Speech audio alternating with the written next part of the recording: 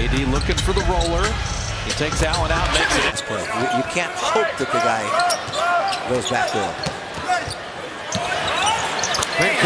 He's worked really hard on that, and he did a super job there. The lob. All part of the learning curve for Damian Jones.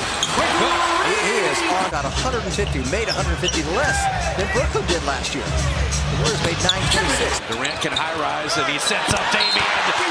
Two NCAA championships in Connecticut, and this will count.